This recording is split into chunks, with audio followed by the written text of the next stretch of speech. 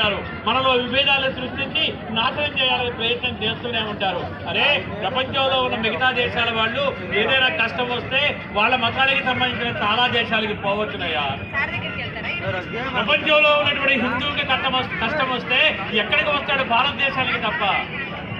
దీనికి హిందూ దేశం అనే పేరు ఉండకపోవచ్చు కాక, అధికారికంగా ఈ దేశము సెక్యులర్ దేశం కావచ్చు కాక, కానీ ప్రపంచంలో ఉన్నటువంటి ఏ హిందూ అయినప్పటికీ తనకి కష్టం వచ్చినట్టయితే నేను భారతదేశానికి వెళ్ళాలి, అది నా హిందూ దేశము, అక్కడ నాకు రక్షణ ఉంటుందని భావిస్తాడు కదా. ఇక్కడ ఉన్నటువంటి ఈ భారతదేశము, ఈ హిందూ దేశము, ఇది కూడా హిందూ దేశము కాకుండా పోతే అసలు హిందూ అనేటటువంటి ప్రపంచంలో లేకుండా పోవాలని దుర్మార్గము ఆలోచన చేసేటటువంటి వాళ్ళకి మనం ఒత్తాస ఇవ్వాలా? మన వాళ్ళ యొక్క దుర్మార్గాన్ని ముందుకు తీసుకువెళ్ళడానికి వాళ్ళ ప్రణాళికలకు కావలసినటువంటి సమర్థనలు ఇవ్వాలా? మనం ఆలోచించాల్సిన అవసరం ఉంటుంది. గణనాథుడు దీనికి కావలసినటువంటి శక్తిని మనకి ఇవ్వాలి. హిందూ సమాజంలో ఉన్నటువంటి అన్ని వర్గాల వారికి కూడా గణనాథుడు ఎవరైతే గణనాథుడు ఆరాధనీయమైనటువంటి దైవం. గణనాథుడిని పూజించినటువంటి వాళ్ళు ఎవరూ లేరు హిందూ సమాజంలో. అలాంటి హిందూ సమాజము, అలాంటి గణనాథుడిని తమ యొక్క దైవంగా భావించినటువంటి హిందూ సమాజము తమ కులాలకి కానీ, భాషలకి కానీ, ప్రాంతాలకి కానీ, రాజకీయాలకి కానీ అతీతంగా మన హిందూ ధర్మాన్ని నిలబెట్టుకోవడం విషయంలో మేము ఒక్కటిగా ఉంటాము.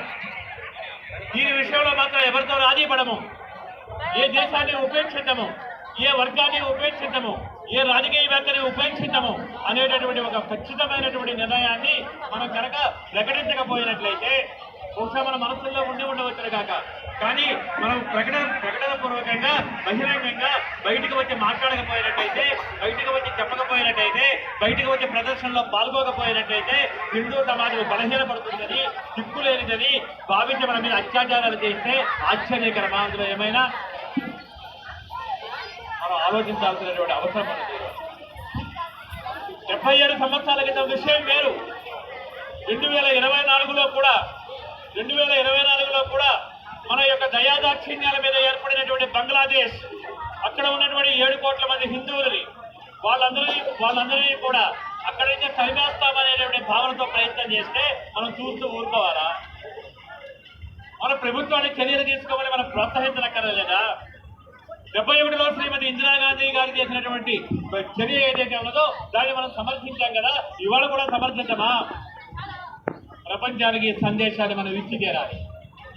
దీనికి కావలసినటువంటి సంసిద్ధత ఏదైతే ఉన్నదో హిందూ సమాజం దానికి కావలసినటువంటి ఒక నిర్ణయాత్మకమైనటువంటి